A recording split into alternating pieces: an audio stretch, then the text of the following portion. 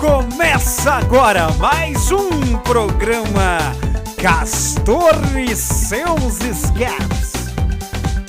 Apresentação André Arruda.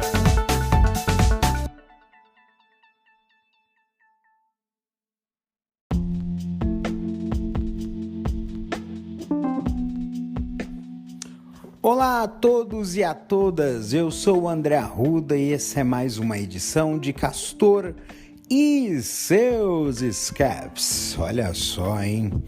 Último dia de 2023, dia 31 de dezembro de 2023, último dia de um ano que poderemos dizer que foi um ano que foi o tal ano em que muita coisa mudou, muita coisa aconteceu no Brasil, no mundo, neste podcast, na minha vida, em tudo.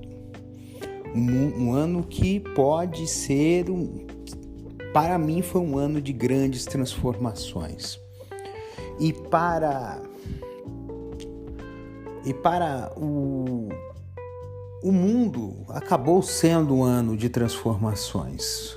Novos conflitos, novas guerras, o aquecimento global, muitas mudanças. E essas mudanças, elas vão trazer para a gente muitos reflexos daqui por diante. Então, sem mais delongas, começa agora mais um episódio de Castor e seus escapes, chamado Esse Tal de 2023, uma retrospectiva crônica.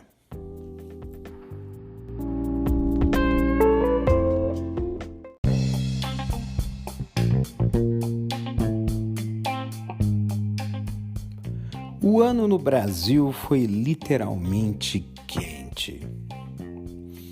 Além dos dias de calor que sucederam mais de 6 ou 7 ondas de calor durante o ano, o dia 1º de janeiro de 2023 foi um dia quente e de calor e que teve a posse do presidente Lula. Era uma posse bastante esperada, mas num cenário de um país dividido. 8 dias depois, um ataque terrorista ocorreu em Brasília. Grupos de apoiadores do candidato derrotado invadiram os prédios dos 3 poderes, vandalizaram e destruíram obras importantes.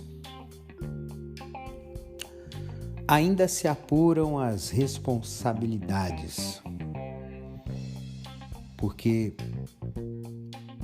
também pode ter ocorrido ali uma facilitação, já que o candidato derrotado tinha um grande apoio de forças de segurança neste país e não poderia deixar de ser do Distrito Federal. Forças essas, inclusive, das Forças Armadas, que poderiam ter dissipado os acampamentos que se formaram às vésperas desse ataque. Mas esses ataques geraram um grande revés para o grupo vinculado a esse candidato derrotado. Um revés de popularidade, um revés de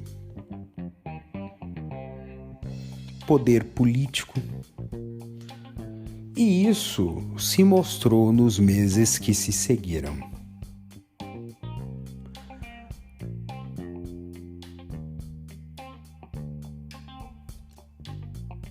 A força política começou a se decair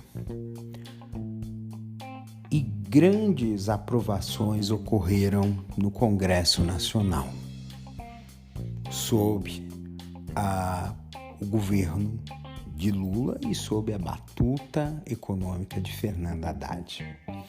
O arcabouço fiscal no primeiro semestre e a reforma tributária no segundo foram dois grandes eventos políticos que ocorreram no ano de 2023 no Brasil.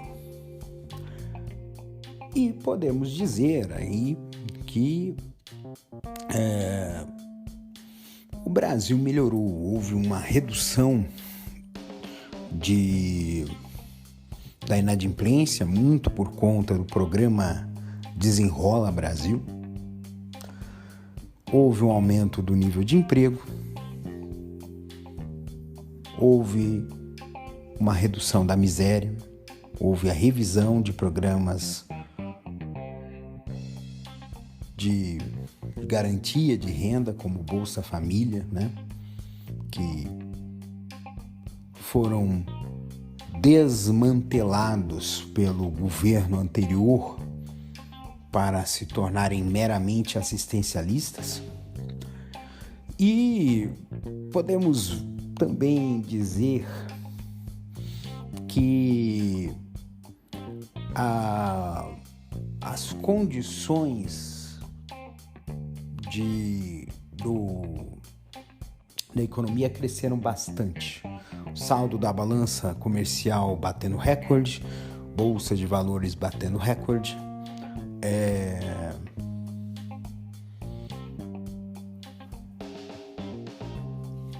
crescimento do PIB acima da média mundial. Tudo isso credenciado, além disso, ao Brasil deixar de ser um pária internacional e passar a ser um país que voltaria ao status de relevância e não de subserviência. No entanto, nós temos que dizer que houve alguns recrudescimentos. O aumento da violência de grupos, de facções criminosas na Bahia, não podemos dizer as ondas de calor que assolaram o Brasil inteiro, não podemos dizer a questão da seca prolongada em alguns lugares por decorrência do fenômeno El Niño, que este ano veio mais forte do que momentos anteriores que esse fenômeno ocorreu. Mesmo assim, o saldo da balança comercial foi bastante positivo, muito impulsionado pela agricultura. E não podemos dizer do agronegócio que deu muitas cartas, né? Componente importante do Centrão, a base política desse governo. Quer dizer, do governo não, mas do Congresso. Que fez com que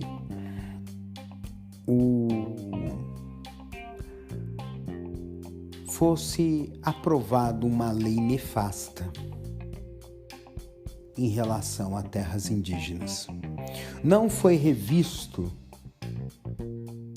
a aprovação de pesticidas e apesar da redução do nível de desmatamento, continua se degradando florestas para a criação de gado, para a agricultura em larga escala. Então, são grandes desafios que o mundo, no caso o Brasil, nosso mundo chamado Brasil, tem a lutar. É importante a gente ter esse entendimento de que, apesar de ter eleito no ano anterior um presidente de caráter democrático e progressista, nós temos um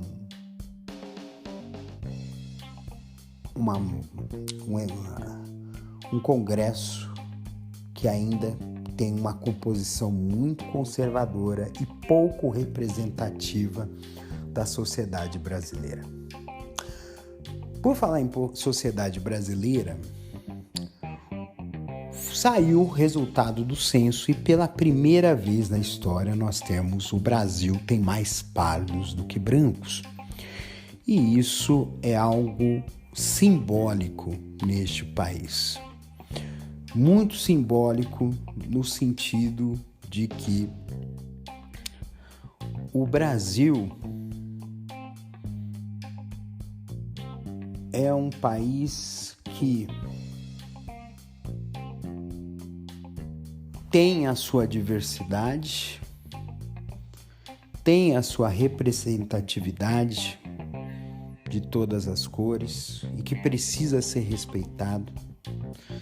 E isso é um elemento importante para combater o racismo que ainda persiste de forma estrutural neste país. O Brasil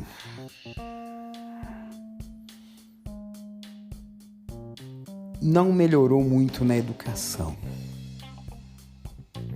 E isso é muito preocupante para o futuro. Nós temos que repensar a educação, não a educação que querem impor à sociedade, uma educação voltada para a idiotização das pessoas, mas a gente precisa pensar a educação para que o Brasil continue sendo um país relevante e com mentes pensantes que desenvolvam avanços significativos na ciência, na tecnologia, para que o Brasil se torne um país melhor.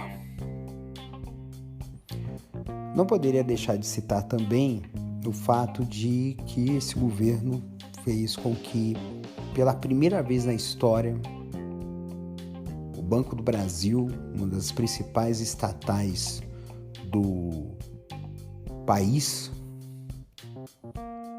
seja presidida por uma mulher, seja presidido o banco por uma mulher. E isso muda muita coisa na visão de país. Nós precisamos, sim, manter a composição de mulheres. No início do governo teve mulheres, muitas mulheres nos ministérios, porém por pressão do Centrão, que tem o perfil machista, que tem o perfil conservador, tiveram que ser sacadas algumas delas para abrigar políticos do Centrão dentro do ministério para manter uma base de apoio. Esse é um dos problemas de governos de coalizão. É necessário equilibrar o apoio, mesmo que esse apoio, mesmo que isso gere um mal-estar perante a opinião pública e seus eleitores. Eu considero que é necessário compreender um pouco mesmo que não seja aceitável, mas precisamos repensar o nosso papel eleitoral.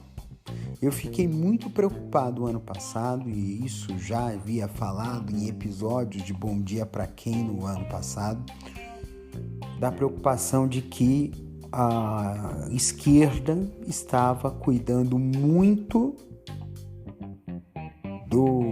da candidatura majoritária e não tanto com as candidaturas proporcionais. Tanto que nós perdemos a oportunidade de eleger um senador progressista no Rio de Janeiro, nós perdemos a oportunidade de aumentar bem a nossa bancada de pessoas progressistas por concentrar o foco de eleição em locais que tenham um potencial de voto maior. E, na verdade, deveria ter sido algo mais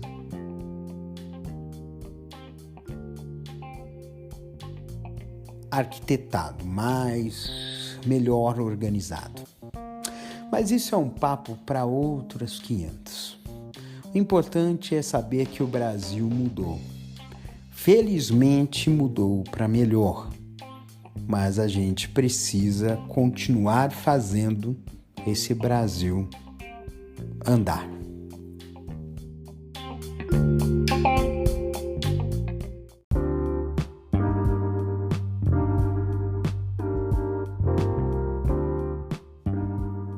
Esse mundo ficou bem louco, né?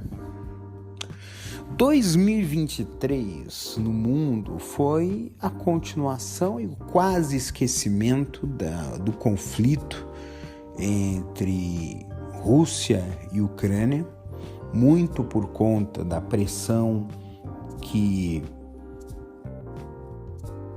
o governo dos Estados Unidos está sofrendo, porque estamos numa iminência de uma nova eleição e o desempenho da economia de lá está fazendo com que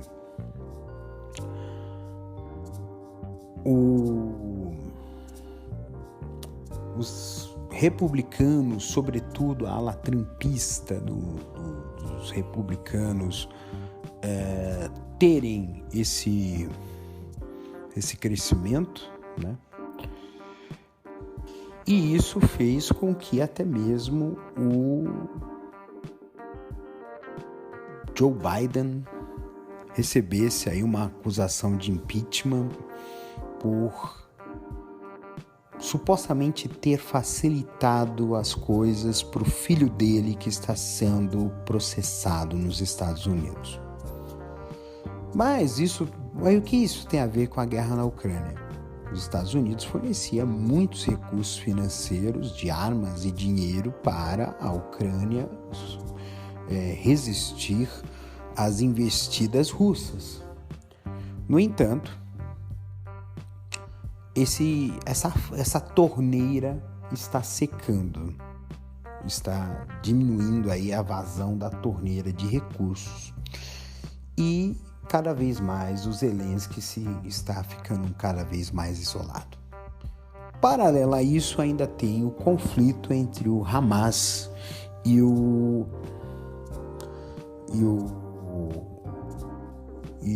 Israel, né? E quem está sofrendo as consequências com isso é o pessoal que está na faixa de Gaza, né?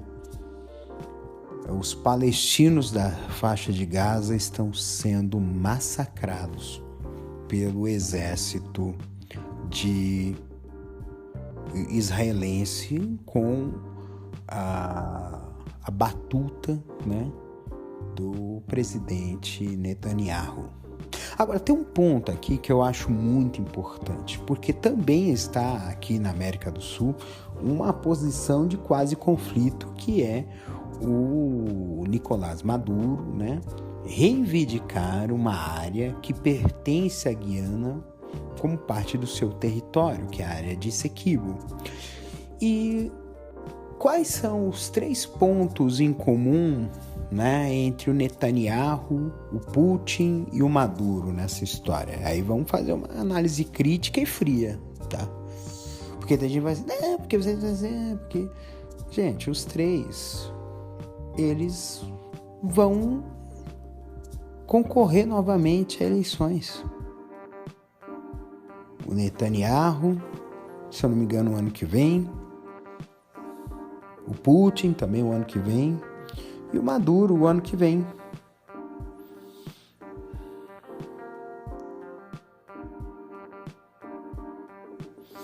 Então,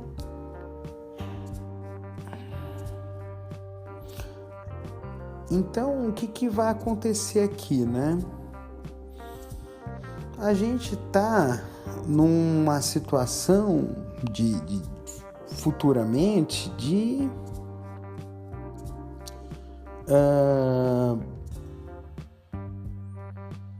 mudar aí essa condição, né? Então, esses que estão ali, né, no poder, eles querem se perpetuar no poder. E aí, o que rola? Eles vão utilizar o elemento do inimigo externo para unir as pessoas em torno dele, concentrar poder por meio da utilização de um inimigo externo. No caso da Rússia, nós temos a área uma parte da área da Ucrânia, na Venezuela, a área de Essequibo, e em Israel sempre teve essa disputa por essas áreas da Cisjordânia e faixa de Gaza. E esse ponto é um ponto que a gente precisa ficar muito atento. Eu acho que é uma coisa que o pessoal deveria ler, fazer essa leitura. Eles não estão ali para poder reivindicar uma área, não. Eles querem ali manter-se em poder por meio desse efeito, né? E isso não é algo que vai dar boa coisa, e não está dando. E aí, no fim das contas, nós temos essas situações de conflito. O Natal na faixa de Gaza foi triste no meio de uma operação militar. A região de Essequibo, quer dizer, a Guiana era uma antiga colônia inglesa, já veio um porta-aviões lá na Guiana para ficar de prontidão, caso necessário. Então, temos aí algumas coisas que são complexas e podem balançar a política internacional. Agora, uma das coisas que balançou mesmo a política internacional esse ano foi justamente a COP, né? A COP 27 ou 28, que ocorreu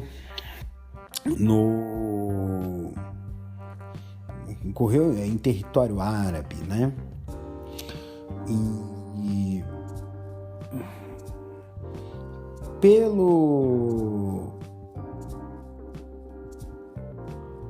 pela primeira vez nós tivemos, aí foi em Dubai, né? Olha, Dubai, que é Emirados Árabes Unidos, é a terra dos petrodólares, né? E qual foi o grande desafio, o grande problema que ocorreu aqui? Foi justamente a questão dos combustíveis fósseis. Os combustíveis fósseis, que são os principais agentes responsáveis pelo gás de efeito estufa, precisam ser reduzidos, mas no documento final consta o compromisso dos países em fazer essa redução, mas não foram estabelecidos metas, tá? E não estabelecer metas é a mesma coisa que dizer assim, olha, eu pago quando puder. Mas a Terra registrou recordes de temperatura média esse ano.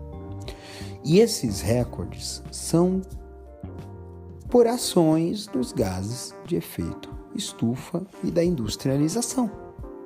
Nós temos aí um problema muito sério na face da Terra, que é o aquecimento global em larga escala.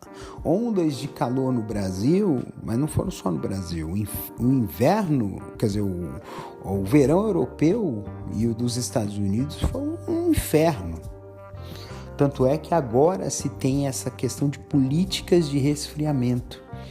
Hoje você tem políticas de contenção do calor, áreas de resfriamento, áreas de contenção térmica emergenciais que tiveram que ser implantadas.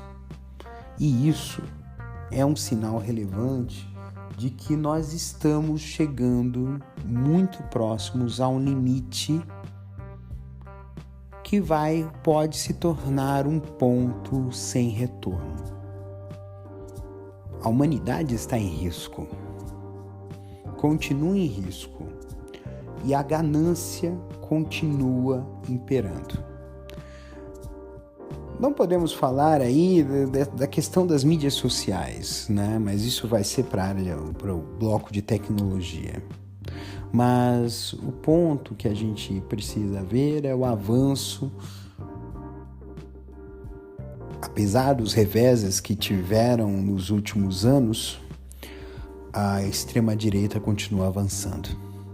A Argentina elegeu um outsider neoliberal de extrema-direita. E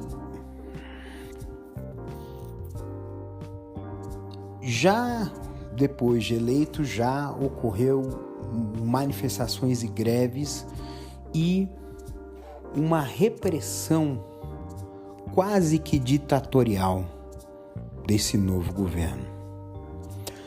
Esse ponto nos mostra que ainda nós precisamos estar atentos, porque reza a lenda,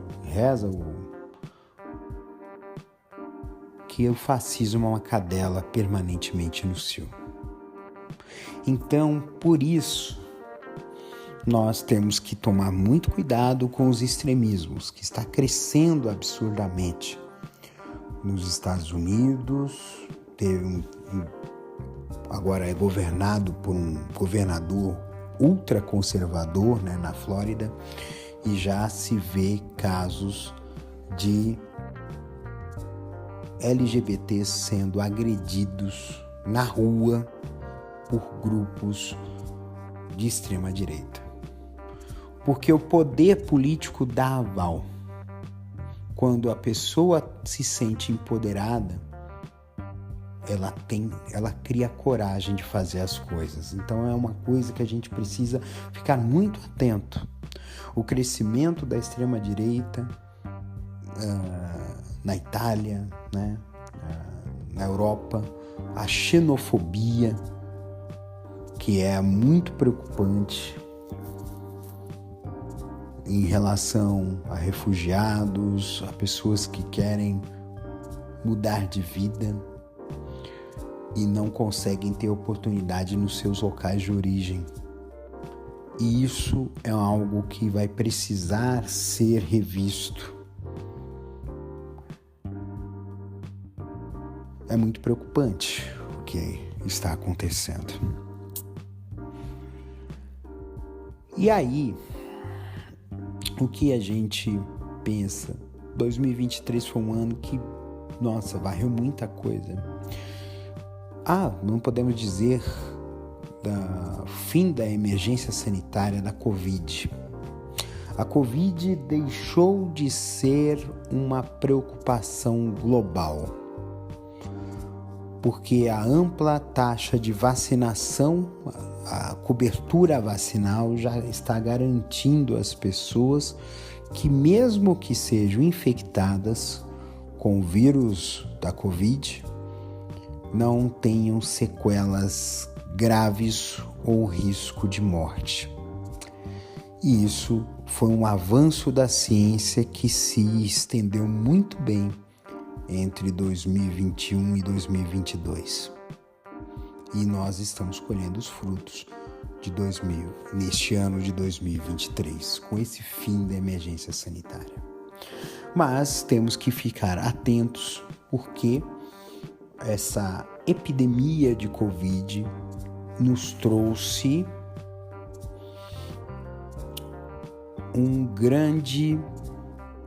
uma importante lição de que é necessário esforços coordenados, de que deve-se superar vaidades corporativas, a ganância, para que nós possamos garantir a todos nós a redução do sofrimento e a nossa própria sobrevivência enquanto raça humana. 2023 foi isso no mundo. O mundo continua girando e nós continuamos a fazer a roda do mundo girar.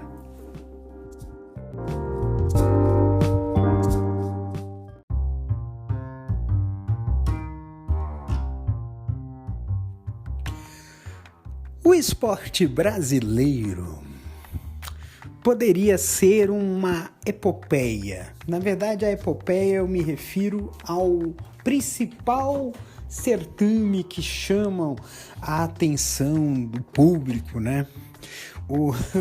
Como diria os argentinos, né? O futebol é a coisa mais importante entre as coisas menos importantes, né? E o futebol é algo que podemos dizer que o futebol, né, o Campeonato Brasileiro, né, teve uma história que poderia ter duas narrações, né? Um narrador poderia dizer que seria uma epopeia épica, né? E o outro uma tragédia grega.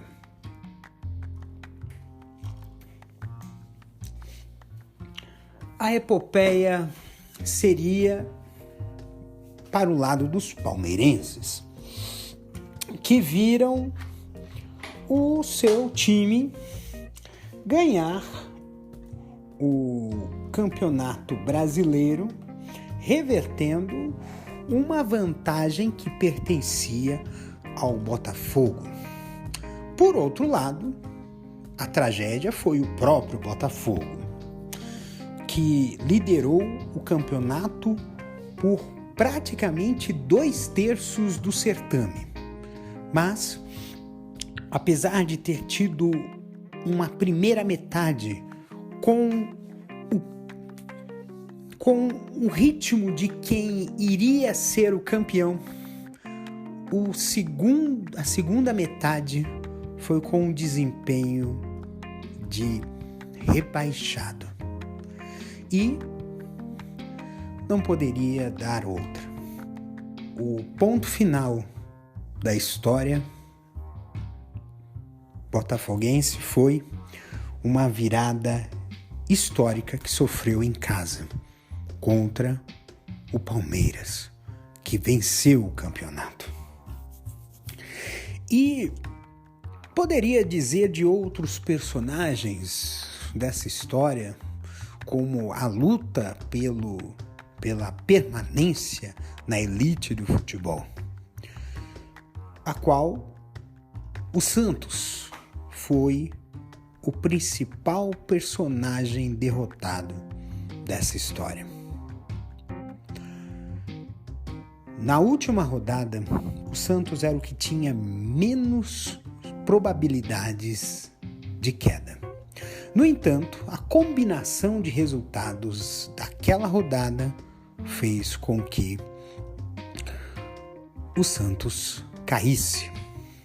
O Santos perdeu a partida para o Fortaleza e viu os seus adversários diretos triunfarem, Vasco e Bahia.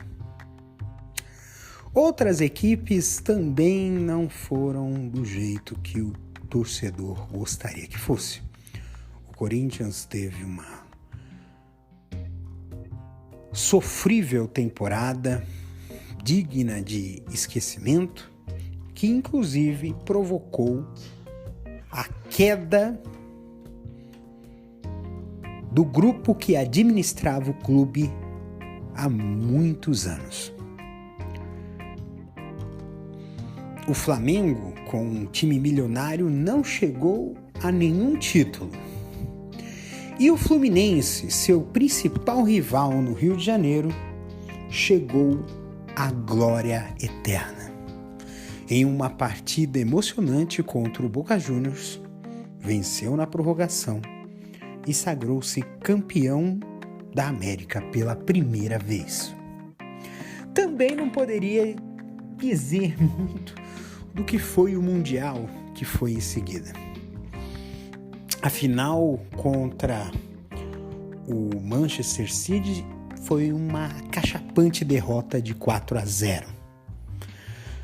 Isso diz muito sobre a diferença abissal que está havendo entre o futebol europeu e o futebol sul-americano, que é um futebol que é fornecedor de craques. E o futebol europeu, pelo seu poderio econômico, é um futebol que tem, inclusive, brasileiros jogando, brasileiros e argentinos, jogando do lado do Manchester City. O esporte em geral teve muitas nuances. Os Jogos Pan-Americanos mostraram que o Brasil é uma potência olímpica. Teve várias medalhas e um desempenho muito bom, inclusive nos Jogos Paralímpicos Pan-Americanos, no Parapan.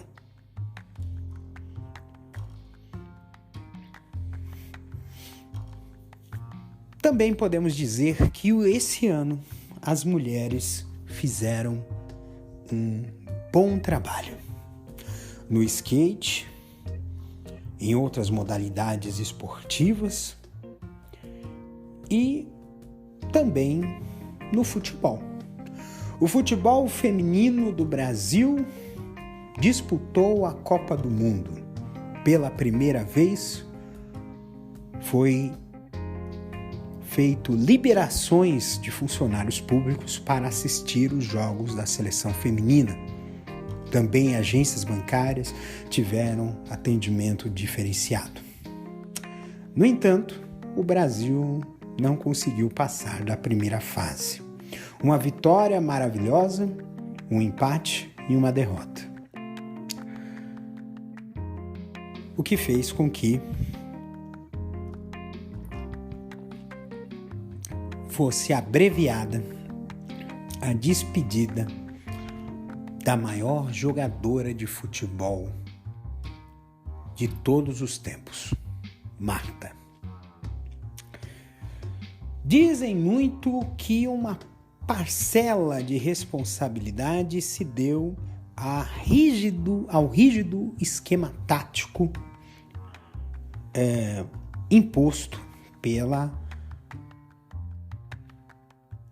técnica da seleção, Pia Sundhage. Mas depois da Copa ela saiu e quem entrou no lugar dela foi Arthur Elias, simplesmente o técnico de futebol feminino mais vitorioso da América Latina. Não poderia deixar de dizer que ele era técnico do Corinthians, feminino, a equipe que ganhou praticamente tudo neste ano. Venceu o Campeonato Brasileiro, venceu a Libertadores e venceu o Campeonato Paulista. Uma tríplice coroa que coroa o futebol feminino mais vistoso do continente americano. Mas a gente sabe também que a diferença é abissal para o futebol feminino dos Estados Unidos e também da Europa. Tanto que, diferentemente do futebol masculino, o futebol feminino ainda não tem disputas intercontinentais. Mas abre-se uma centelha de esperança com esse novo técnico.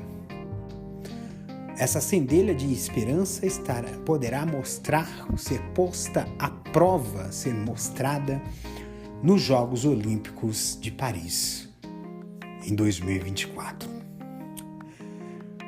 O esporte também teve algumas coisas um pouco escabrosas.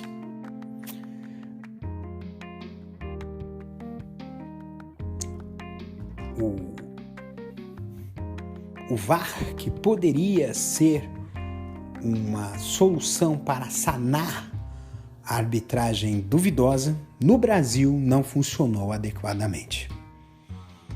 Porque ainda se tem a interpretação de árbitros de vídeo que não condizem com a eficiência e até mesmo a exatidão em suas decisões. Muitas das decisões da arbitragem no Campeonato Brasileiro foram polêmicas. E essa polêmica poderia ser resolvida se houvesse um bom senso. Mas eu ainda entendo que há uma certa resistência da arbitragem brasileira em relação ao VAR. Parece que estão sabotando a solução justamente para ter maior autonomia. Parece uma tolice sem tamanho que eles estão fazendo. De qualquer forma, o esporte ainda traz emoção às pessoas. Emoções de partidas memoráveis de vôlei, de basquete, de futsal. Disputas emocionantes no atletismo, na natação e em outras modalidades esportivas. Por falar em emoção, o final do ano teve algo maravilhoso. A nossa fadinha do skate tornou-se campeã em São Paulo com uma nota altíssima. Isso mostra que o ano que vem, tanto nas disputas dos mundiais quanto nas Olimpíadas, poderemos ter grandes esperanças de vitória. Mas mais do que assistir a partidas esportivas, é muito mais legal e interessante as pessoas saírem da inércia. Nós vivemos em um mundo em que nós estamos muito mais movidos ao trabalho do que ao lazer. E a prática do esporte é algo que pode nos livrar de muitos problemas. Sedentarismo, obesidade, problemas cardíacos, depressão, ansiedade. A atividade física é algo que pode ser a cura de muitos males.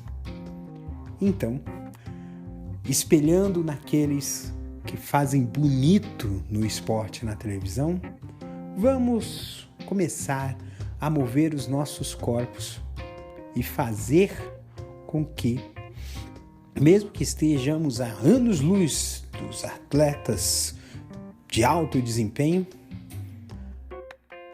nós possamos superar a nós mesmos.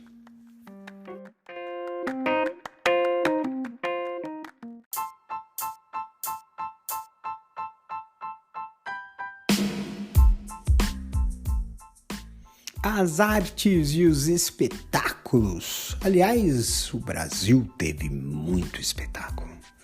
Teve Bruno Mars, teve Paul McCartney, né?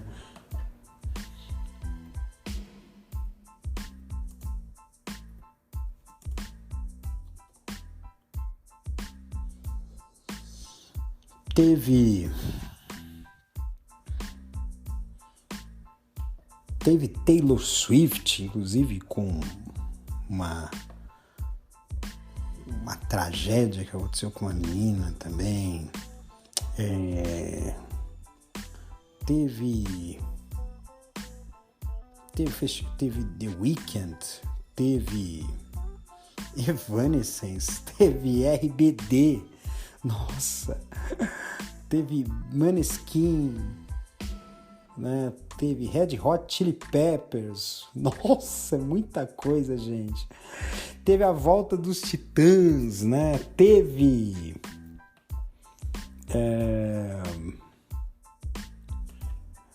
Teve tantos shows aí impressionantes aí, né?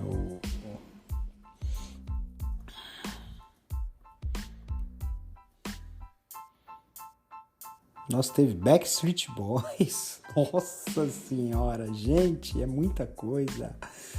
Teve a despedida do Skank, né? Teve Paramore, teve Coldplay, gente.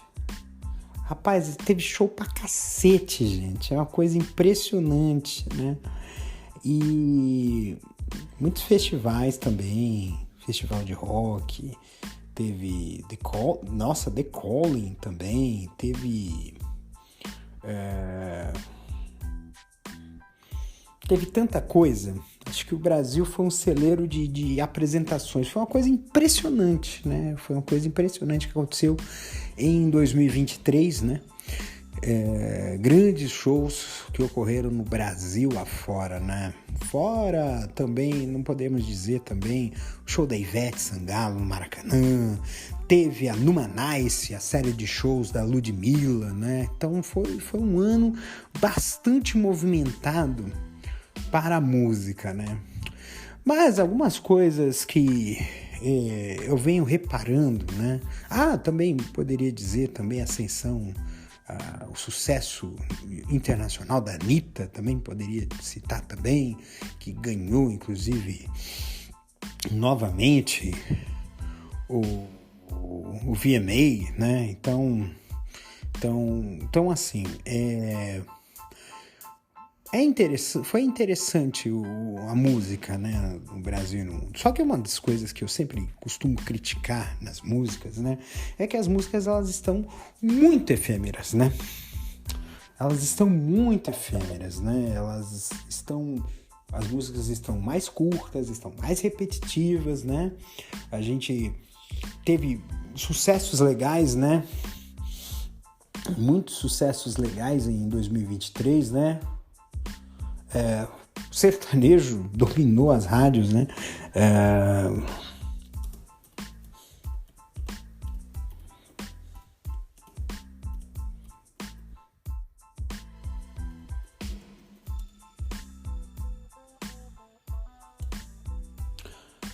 Teve muitas músicas aí de sucesso. Teve tantas músicas interessantes, né?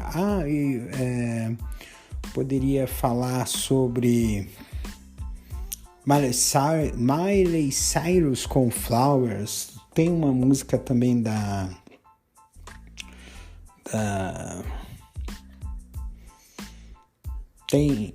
tem algumas músicas que fizeram muito sucesso, né? S.A., tem Sam Smith também, que fizeram muito sucesso, né? Cara, tem uma música aqui que também fez sucesso também, nossa, várias músicas aí, né?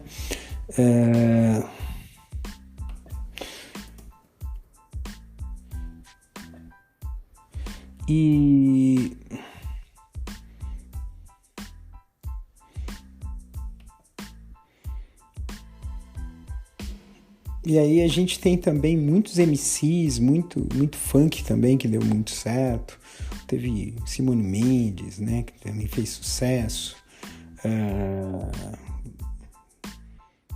Nossa, muito. Teve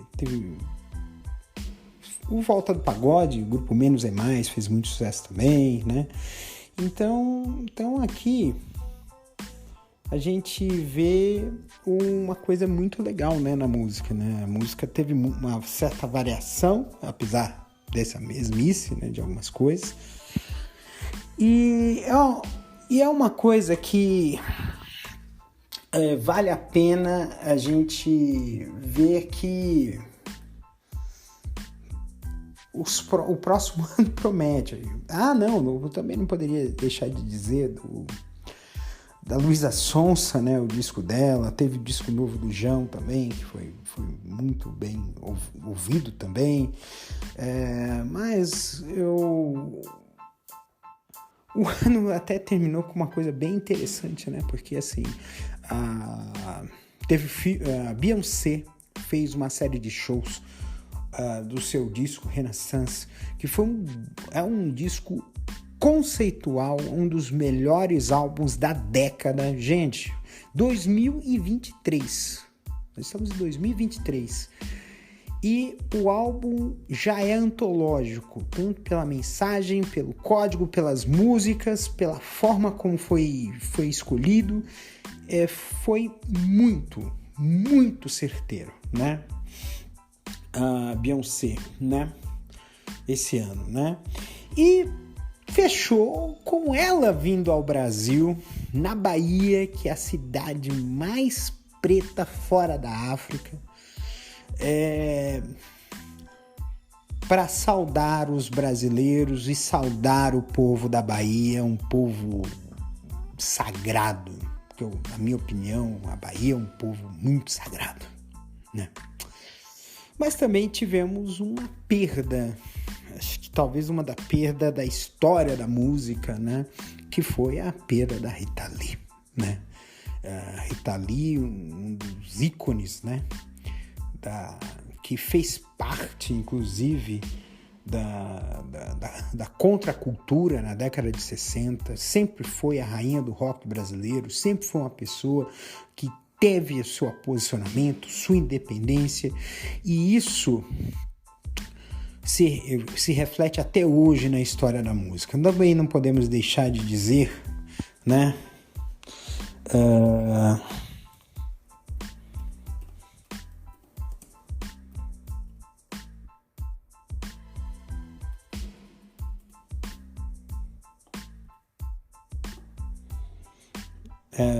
Não podemos dizer também que 2023 teve aí outras perdas também, né?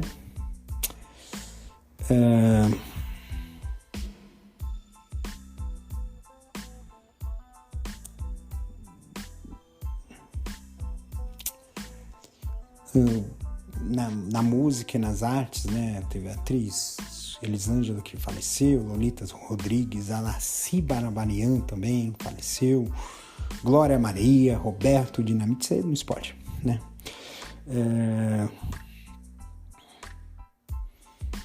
Temos também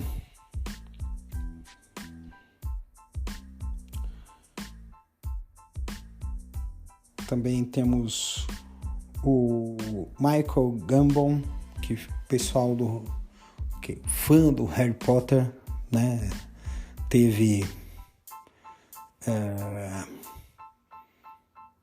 faleceu aos 82 anos de idade. Matthew Perry, que era da série Friends, também faleceu.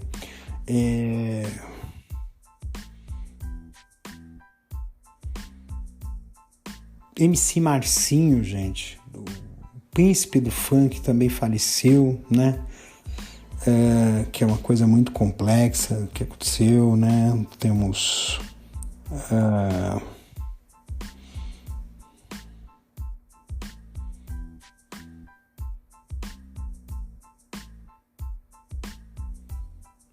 um artista que também faleceu também. Tivemos a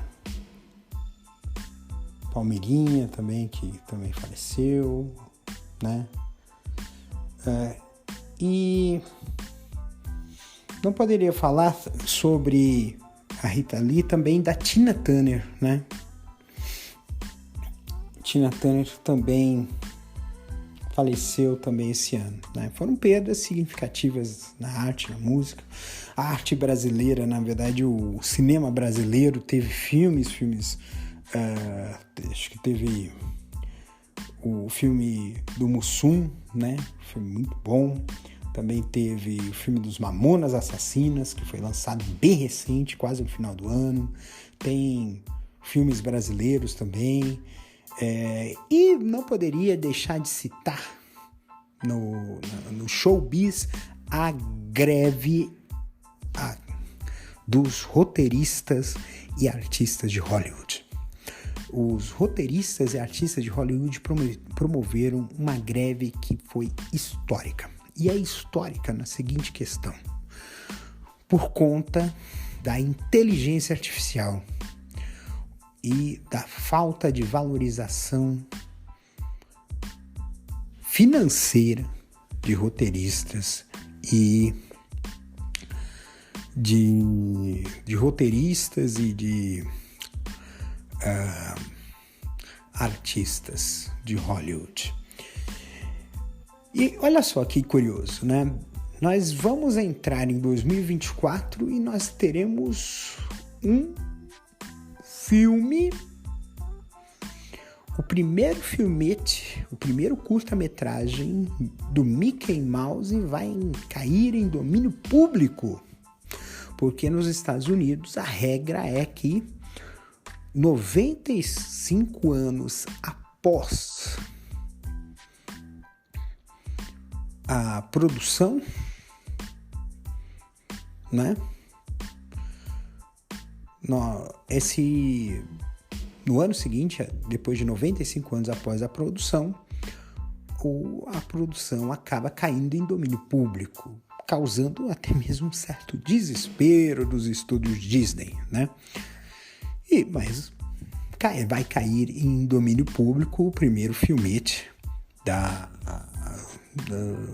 do Mickey Mouse, que foi produzido, se eu não me engano, em 1928, né?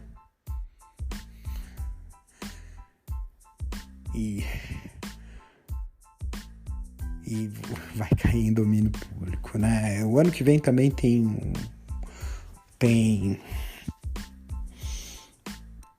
outras coisas que vão cair em domínio público.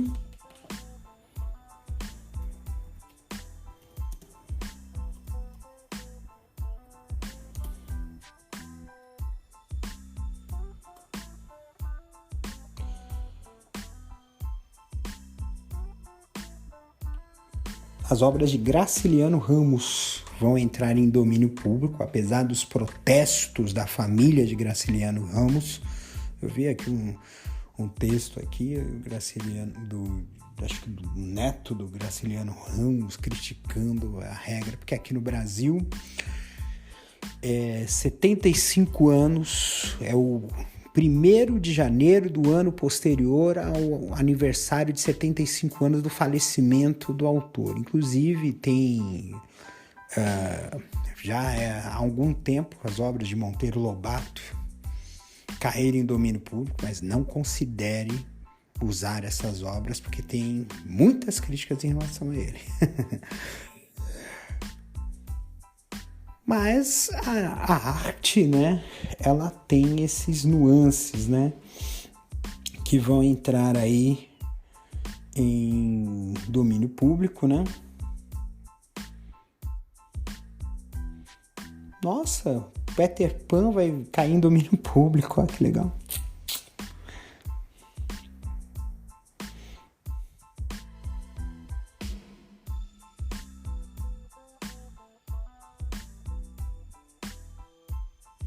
Que são as obras de 1928, né? 1928, 95. E assim, década de 30, década de 40, aqui no Brasil, então, as coisas entram antes, mas é por conta, diferentemente nos Estados Unidos é aniversário de produção. No Brasil é aniversário de falecimento do autor, né? E esse ponto, ele na mídia, né, a gente também vai vou falar no próximo bloco sobre tecnologia, mas já vamos adiantar porque a inteligência artificial já trouxe influência. Inclusive, trouxe algo que nunca imaginaria acontecer. 2023 teve o lançamento de uma música inédita dos Beatles. E isso graças à inteligência artificial que conseguiu restaurar e masterizar com precisão a voz do John Lennon, que estava gravada em uma fita cassete. E aí utilizou-se também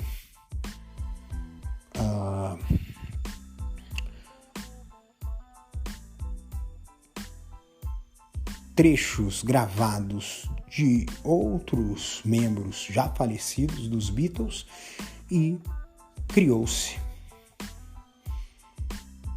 uma música inédita graças à inteligência artificial. A inteligência artificial está entrando muito forte dentro desse conceito, permitindo que o perfil vocal de artistas sejam utilizados para músicas totalmente diferentes do que elas cantaram.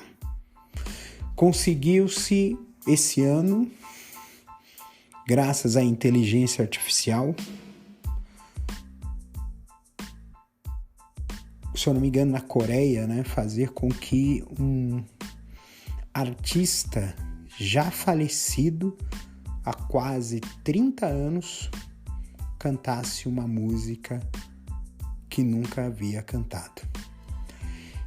E esse ponto da inteligência artificial vai dar muito pano para manga, tanto é que a OpenAI, né, foi processada pelo The New York Times. Mas esse assunto é para o próximo bloco.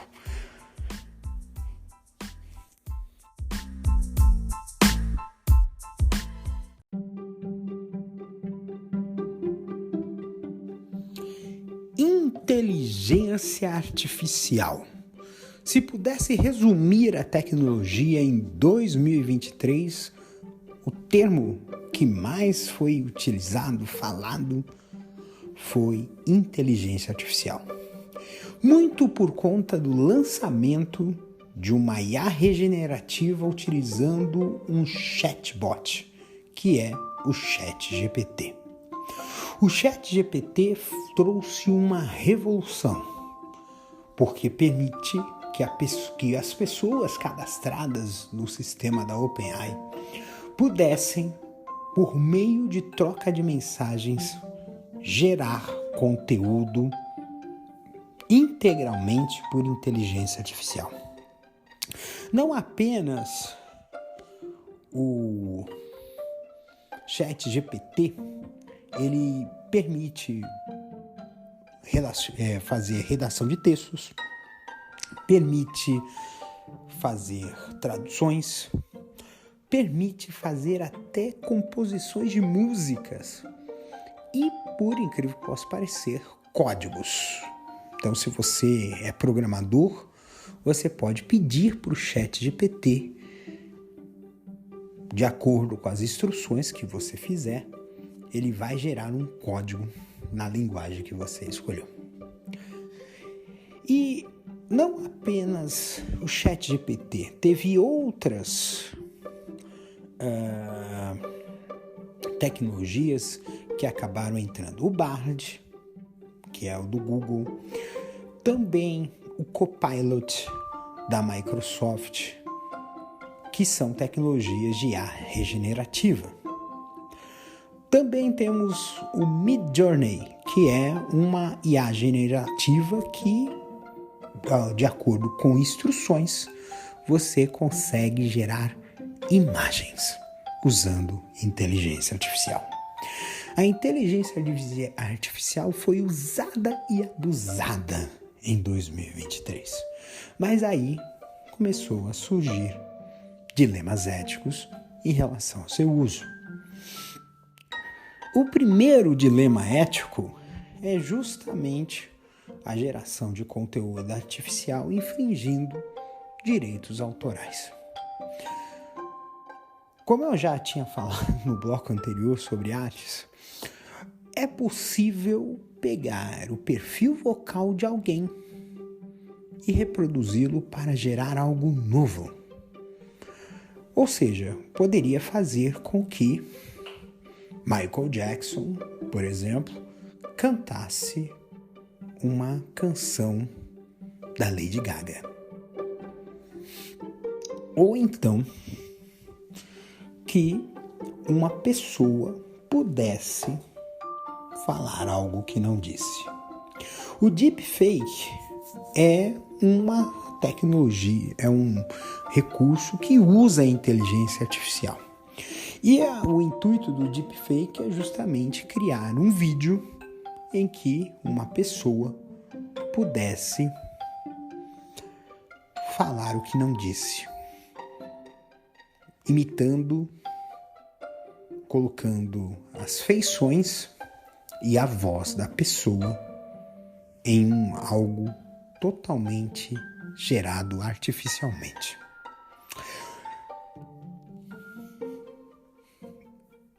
Isso tem um impacto muito grande, sobretudo o impacto político, porque você faz com que um político, por exemplo, diga algo polêmico que não disse.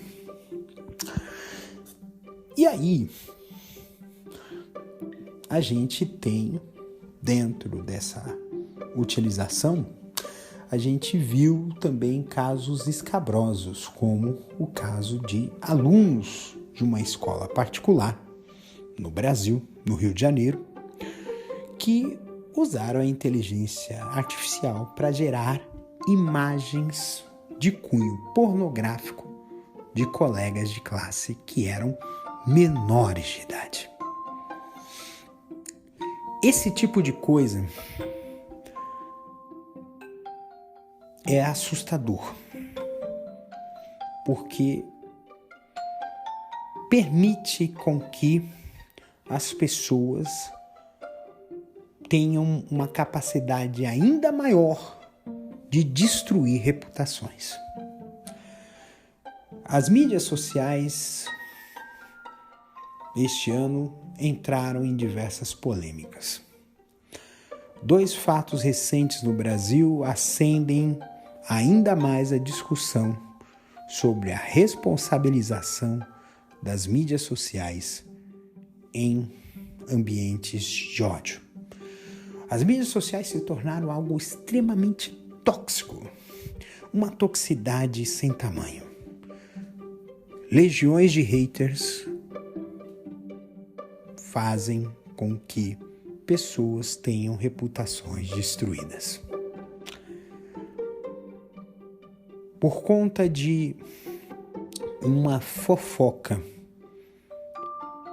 uma jovem de 22 anos tirou a própria vida. Porque atribuiu-se ela a um suposto affair com um artista. E o caso de um influenciador digital que foi acusado de pedofilia, que também tirou a própria vida 2 dias depois do Natal. São exemplos de que o ambiente das mídias sociais está ficando cada vez mais tóxico.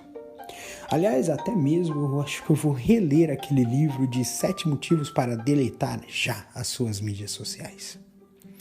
A gente entende que é um ambiente que está ficando cada vez mais viciante, movido por ódio e que está sugando as nossas energias. É preocupante esse tipo de coisa, porque isso faz com que a gente fique envolto em um ambiente que nos adoece cada vez mais. Por falar em questão de avanços, né? Está em estudo um projeto de reduzir a jornada de trabalho para 4 dias por semana.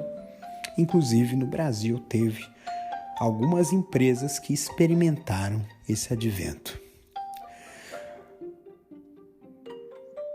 Os avanços na medicina foram significativos.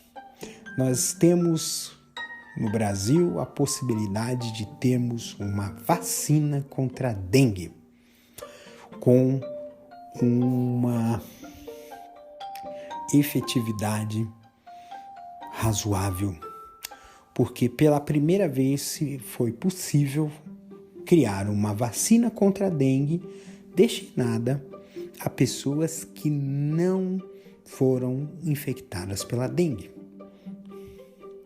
Isso já é um avanço. Também esse ano teve o avanço de uma técnica que permitiu a remissão de quadros agravados de câncer, que são aqueles quadros em que o câncer já estava espalhando pelo corpo. Conseguiu a remissão, no caso de um brasileiro. E também por conta dos avanços propiciados pelas vacinas, nós estamos chegando, a situação de pandemia foi encerrado a emergência global em relação à Covid. Mesmo havendo a continuidade de casos, já era imaginável que a Covid passaria a ser uma endemia, já é uma doença que está presente, mas que já não oferece mais o mesmo risco de morte que há 4 anos atrás. 4 anos atrás. Você, como assim? 4 anos atrás? Sim, porque o início dos contágios, da descoberta, ocorreu no final de 2019. Estamos chegando, foram quase 3 anos e meio de pandemia que gerou lockdown, que gerou paralisação da economia, que gerou um monte de coisa. E o mundo está voltando a uma situação de novo normal. Agora, essa tecnologia de vacinas pode permitir que novas vacinas sejam desenvolvidas. Isso é um avanço tecnológico tremendo. O que pode propiciar, inclusive, vacinas contra o câncer, contra o HIV, contra outras doenças. Mas ainda há muito que se fazer. Na África, muitas pessoas estão morrendo de moléstias como o ebola. E é necessário um interesse maior da ciência e da indústria farmacêutica para que situações catastróficas de moléstias sejam resolvidas. Mas isso faz com que ultrapasse os limites do mercantilismo que tomou conta da indústria.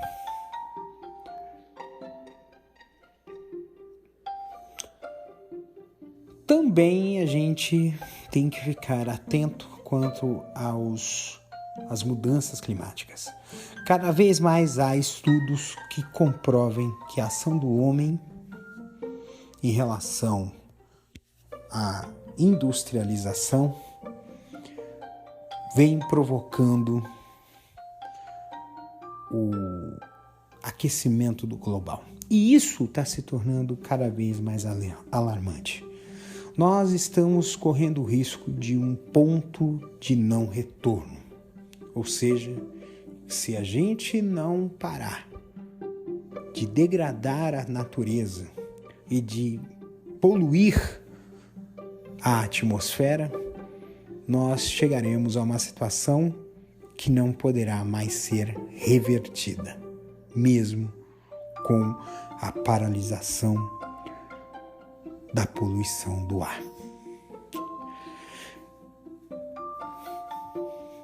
Mas aí não adianta ter as informações se não há a decisão. A COP28 mostrou a importância da ação política para mudar esses rumos do planeta. Mas uma COP onde foi realizada em um país produtor de petróleo, que é a principal causa dos gases de efeito estufa, e presidida por um sheik, fica difícil ter uma decisão concreta. Mas pela primeira vez citou-se a necessidade de reduzir os gases de efeito estufa. Porém, de forma decepcionante, não foi estabelecido metas e prazos. A ciência tem um papel fundamental, mas a gente entende que nós estamos numa situação, inclusive provocada pelas mídias sociais, de descrença da classe política, da classe científica, desculpe. Essa descrença, na verdade, foi propiciada por fake news, por mentirosos, que financiados por grupos que têm interesse em manter uma situação que os beneficie, propagam mentiras para fazer com que a ciência não mostre uma realidade inconveniente de que nós precisamos mudar de postura. E nós somos todos os dias empurrados escada abaixo por uma enorme quantidade de informações pouco relevantes e até mesmo inúteis. O papel das mídias sociais precisa ser revisto e é urgente.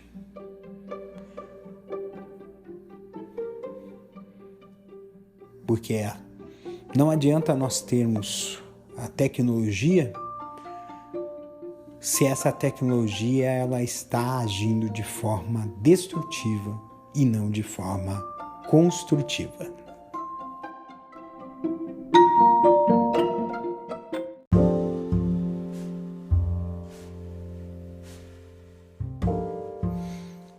E aí, meu povo? E aí, minha pólvora? Rapaz, esse foi o bordão mais falado deste podcast.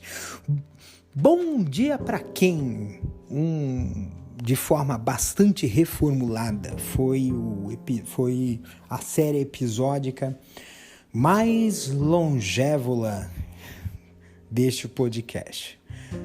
É um desafio tanto você produzir cerca de... Vamos lá, vamos fazer as continhas, né? Foi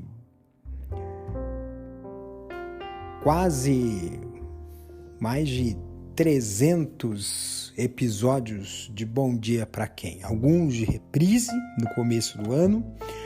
Depois fiz uma pequena pausa e retomei em 20 de janeiro de 2023, por ocasião do aniversário do Bom Dia Pra Quem. Bom Dia Pra Quem começou em 20 de janeiro de 2022. Chegamos a 495 episódios e os últimos 5 serão na próxima semana. Ou seja, em 2024 também termina um ciclo. Bom Dia Pra Quem chega ao seu final. E é uma quantidade tão grande de episódios, acho que foram mais de 4.000 minutos de episódios produzidos, muitos, inclusive, com vários episódios em vídeo, né? E Bom Dia Pra Quem teve algumas inovações, inclusive a roteirização usando o ChatGPT foi uma das inovações, né? A edição de áudio, de vídeo, né? Usando um programa aqui da Microsoft, né, de edição de vídeo, né, o Clipchamp, né, que tem recursos bons e razoáveis, né, o uso do telefone celular. Acho que talvez tenha sido uma das coisas mais interessantes que foi de descoberta. Foram várias experiências de gravação e o telefone foi o dispositivo mais utilizado para produzir episódios, inclusive este. Eu uso um telefone da Apple, né?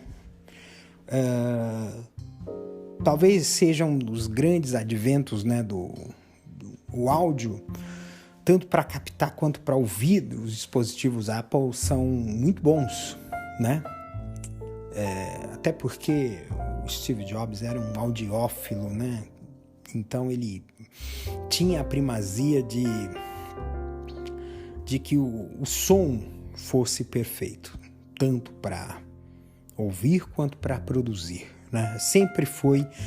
A Apple sempre foi uma empresa que sempre é preferida por profissionais de mídia, tanto para áudio quanto para vídeo. Mas o que eu digo desses episódios é que, assim, é um aprendizado contínuo. Principalmente porque, diferentemente do ano passado, em que todos os episódios eram produzidos de véspera, era possível gravar vários episódios de antemão justamente por conta da mudança do enfoque do programa. Deixou de ser um podcast de comentários de notícias e passou a ser apenas uma mensagem para o dia. Mas sempre acompanhando atualidades.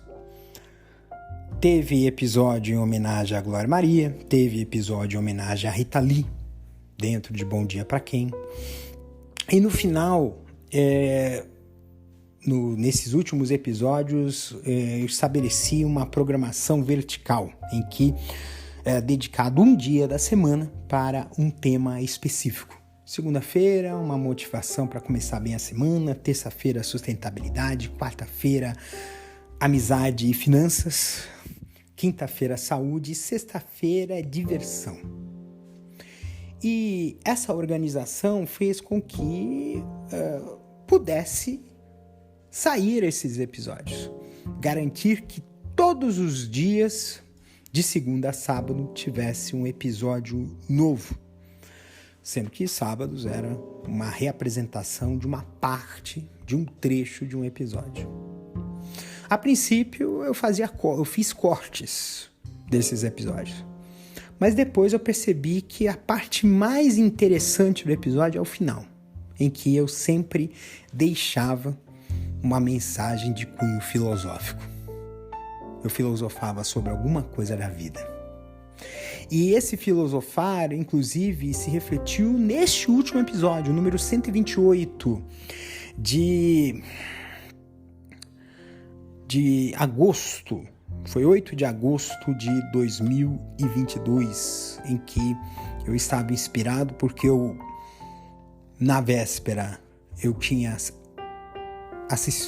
visto um discurso muito bonito da Erundina e, simultaneamente, ocorreram, a situação do falecimento do Jô Soares e também o falecimento do avô de um influenciador digital que estava fazendo muito sucesso na época. Acabou se tornando um lindo tributo à vida. Fazer podcast não é fácil, principalmente um podcast feito sozinho. Esse está sendo um desafio enorme, foi um importante aprendizado, mas agora eu tenho que me dedicar a outros projetos.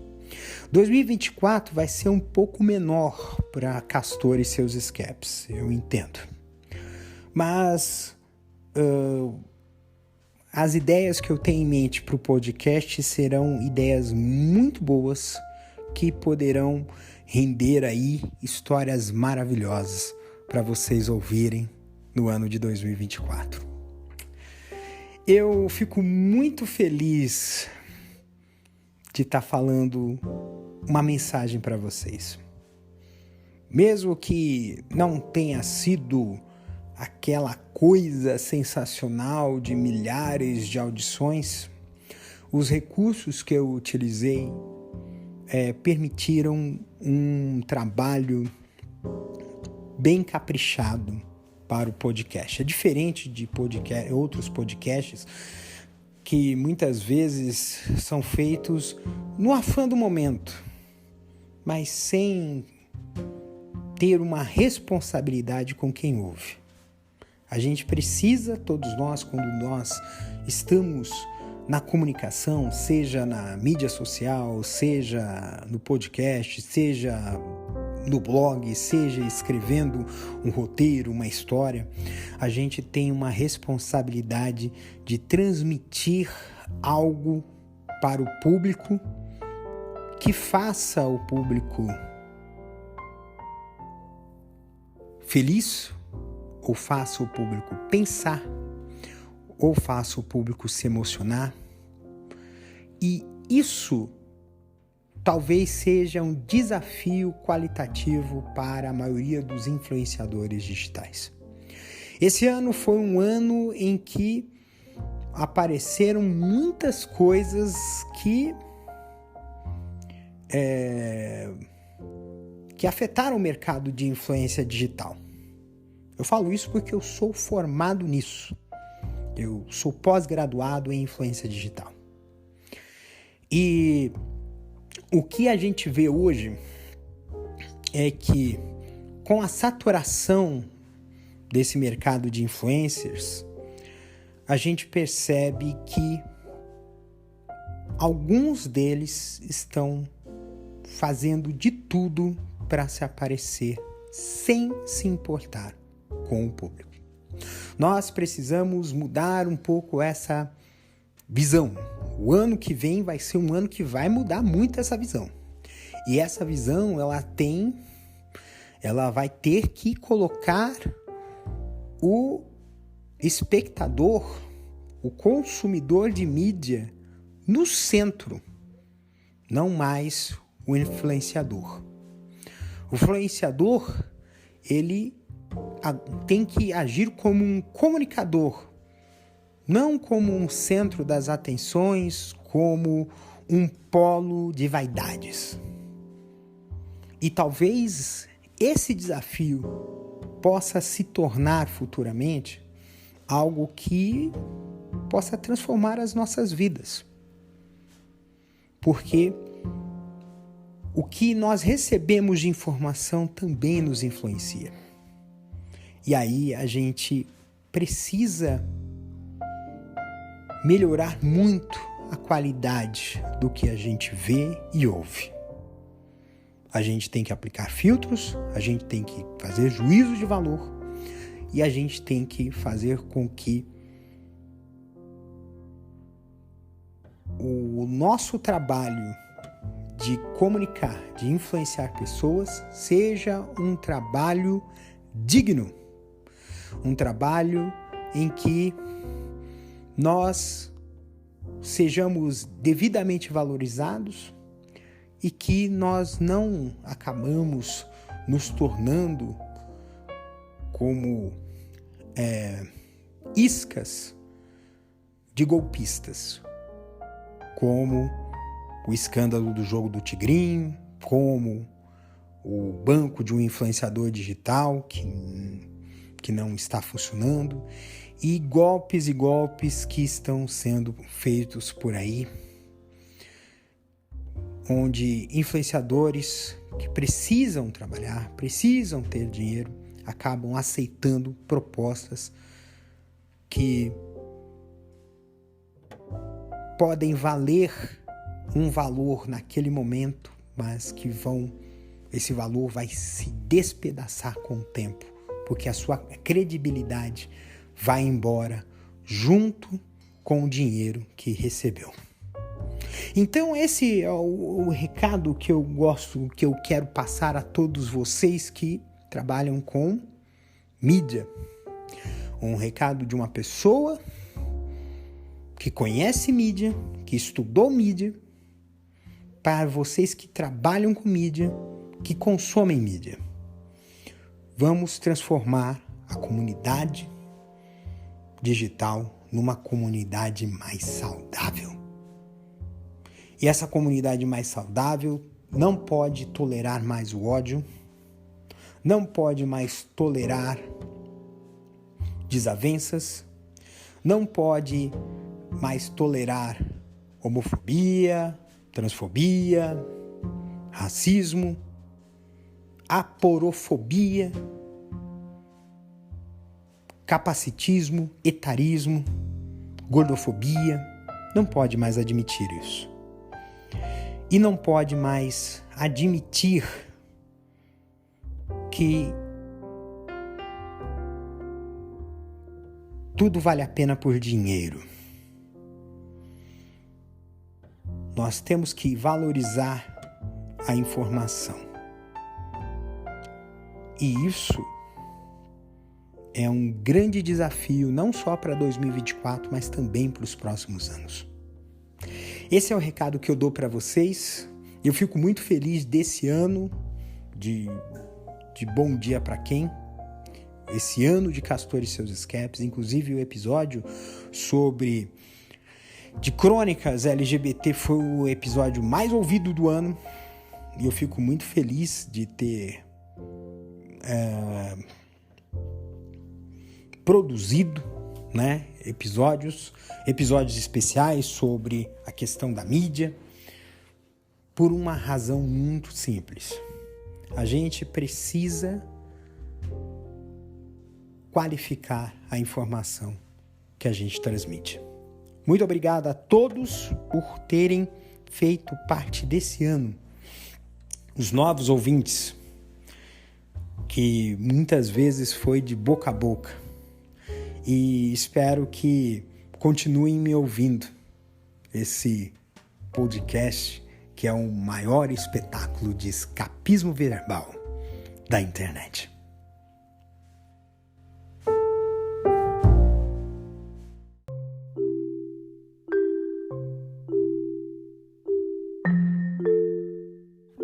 O que poderia dizer de mim mesmo?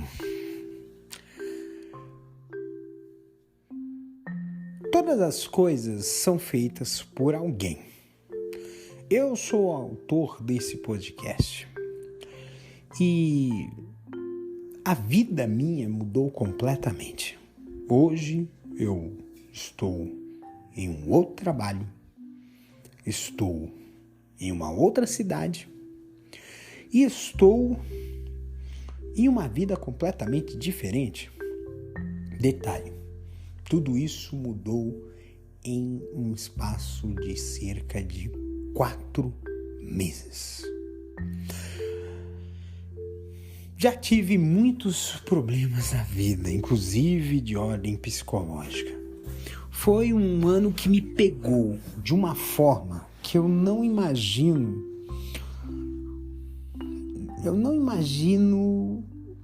A pessoa, quando eu tive muitas coisas, assim, muitos problemas e coisa e tal,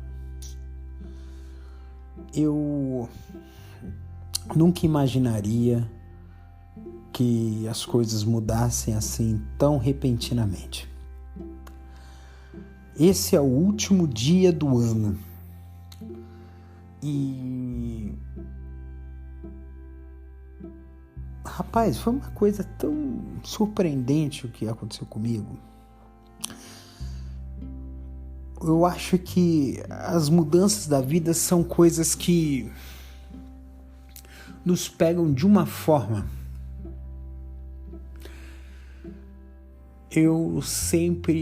Acho que teve um episódio de Bom Dia Pra Quem que eu falei sobre a questão da vida sozinha, solitária, independente, autônoma. E aprender a ser uma pessoa autônoma é algo que é muito surreal. Eu fortaleci a minha fé. Eu fortaleci a minha autoestima. Eu achava que não seria capaz de fazer tais coisas e eu acabei sendo. Eu toquei na parada de Diadema. Eu fui DJ de 2 artistas maravilhosos. Eu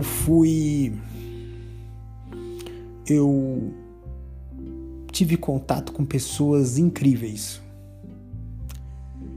Eu assisti ao show do Jalu, assisti ao show do Afroito.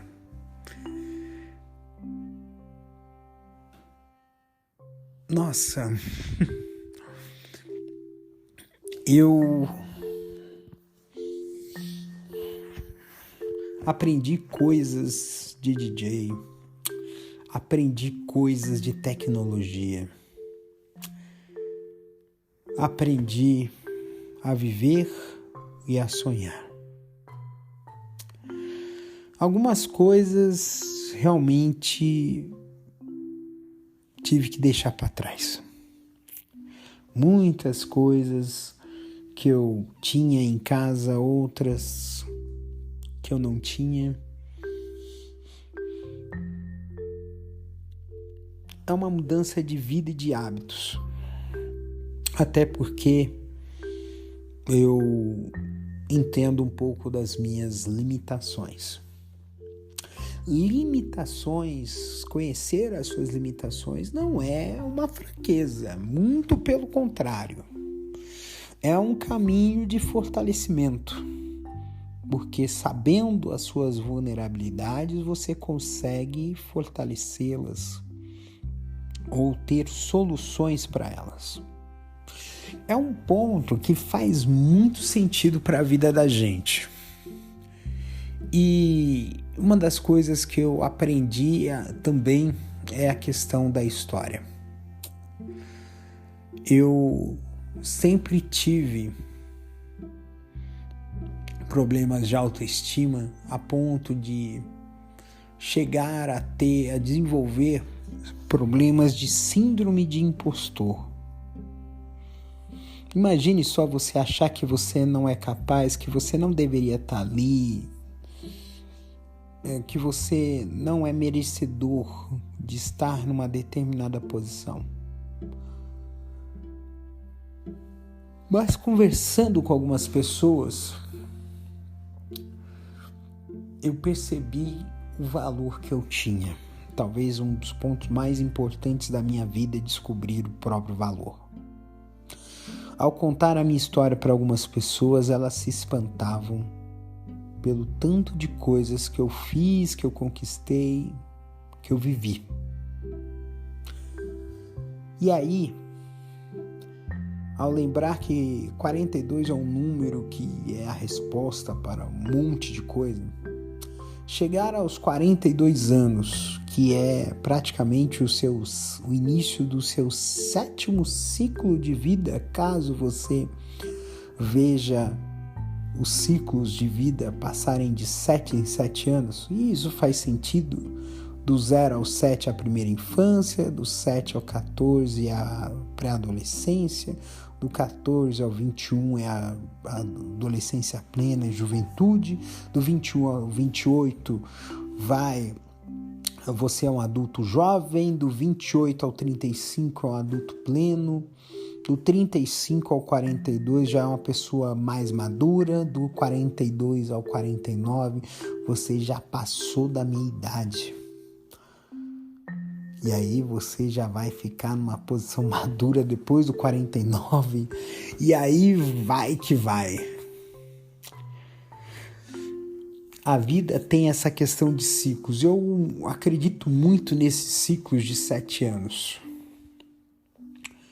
Até mesmo porque é curioso que teve muitos artistas que não chegaram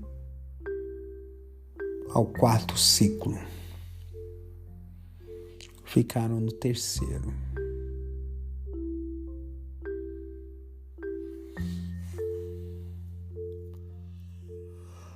Na verdade é o 5º ciclo, né?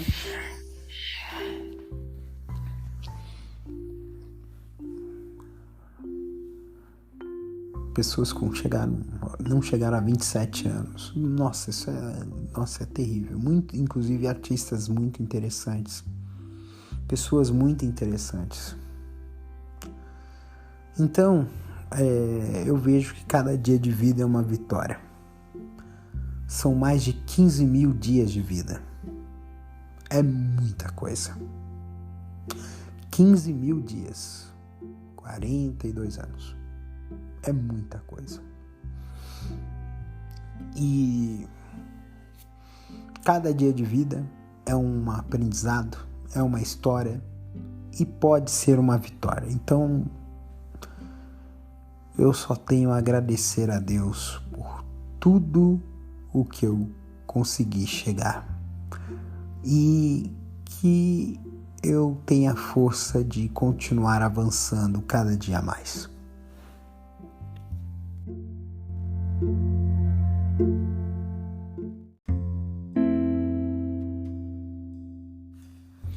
O que esperar de 2024?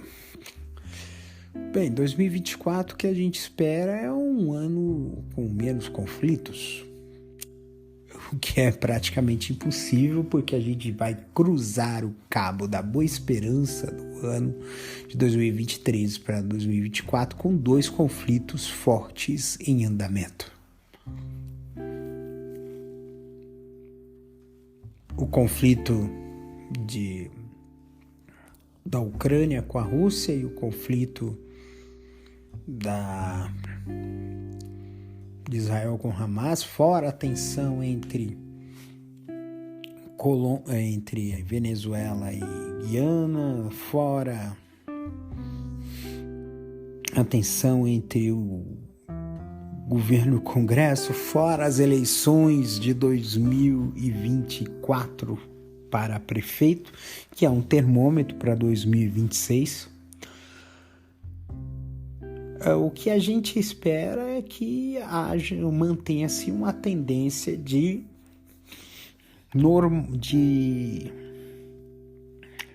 manutenção do que está bom e melhoria do que é possível melhorar.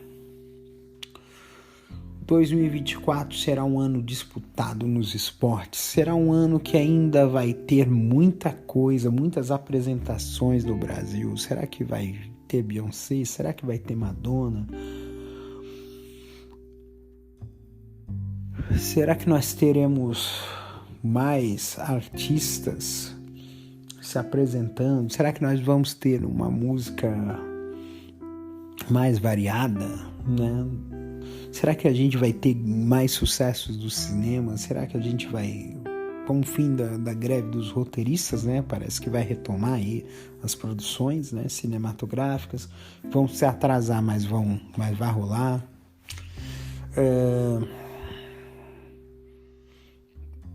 Nós teremos uma natureza melhor. Acho que o ponto é esse, né? Natureza, né? O cuidar do nosso planeta. Será que a gente vai ter consciência de cuidar melhor do nosso planeta? Ou será que a gente pode até mesmo ter contatos imediatos de terceiro grau com extraterrestres? Que maravilha seria, né? Faz parte da vida. Não poderemos dizer também que 2024 tenha bastante avanços na ciência e que também possamos ter, se não for via Brasil, mas via Europa ou os Estados Unidos, algum tipo de regulação das mídias sociais. Nós não podemos deixar que pessoas continuem morrendo por fake news. E nós não podemos deixar que a extrema-direita continue tendo voz e vez no mundo. Porque eles não querem diversidade, não querem respeito, não querem nada. Só querem impor uma agenda excludente. E isso é muito preocupante. Esperamos que 2024 seja um ano em que nós possamos avançar em muitas coisas. Possamos avançar na ciência, possamos avançar na inteligência artificial de forma benéfica. Podemos sim ter esperanças de um ano melhor para todos. Mas para isso, a gente tem que, desde o primeiro dia de 2024, fazer com que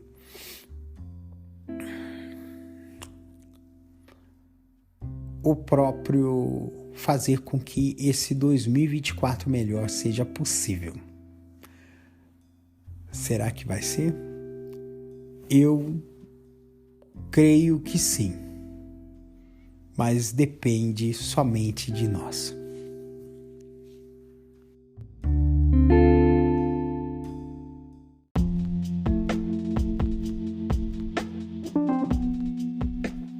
Chegamos ao final de mais um podcast, de mais um episódio de podcast. Já são quase 2 da manhã do dia 31 de dezembro, último dia de 2023. Espero que esse episódio, que é bem comprido, seja uma contação de uma história legal. O que eu desejo para você, meu caro ouvinte, minha cara ouvinte, que 2024 seja um ano abençoado. Abençoado no sentido de que nós sejamos cobertos de bênçãos de trabalhos bons, de sucesso, de amizades, de família, de tudo. Que nós possamos ter um ano que nós possamos ser mais nós mesmos. O ponto aqui é mais nós mesmos. Chega de avatares, chega de se sujeitar a situações, ter que se adaptar, se podando para poder ser aceito a uma determinada situação. Nós podemos contribuir muito para esse mundo, fazer com que esse mundo se transforme, seja um mundo melhor, um mundo mais harmônico, um mundo com mais respeito, um mundo com mais diversidade de pessoas de cores, de credos, de orientação sexual, de gênero, de identidade de gênero, um mundo diverso, porque esse mundo diverso é o que realmente somos. Não podemos mais ficar nesse artificialismo de querer ser aquilo que se encaixa a um determinado padrão. Nós podemos ter esse poder de sermos nós mesmos. E é com essa identidade, com essa integridade que eu desejo para você que 2024 seja um ano em que nós possamos ser nós mesmos, nós possamos ser íntegros e nós possamos ser inteiros. Um beijo no coração de vocês, cuidem-se, tá? E até o próximo episódio de Bom Dia pra quem? Vai ter Bom Dia pra quem, mas vai ser a última semana. Mais um episódio de Castor e seus escapes pra você. Um beijo, se cuidem e feliz 2024.